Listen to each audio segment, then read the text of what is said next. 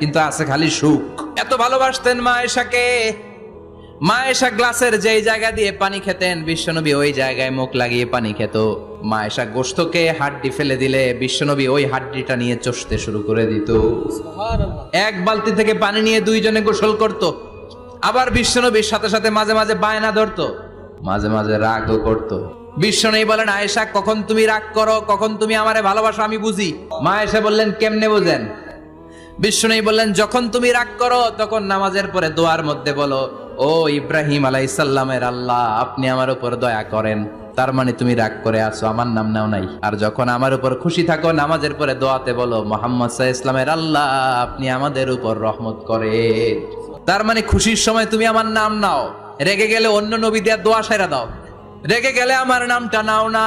মা আয়েশা বলে, নবী গো, আমি তো শুধু নামটাই মুখ দিয়ে নেই না, কিন্তু কলিজা থেকে তো আপনারে বাদ দিতে পারি না।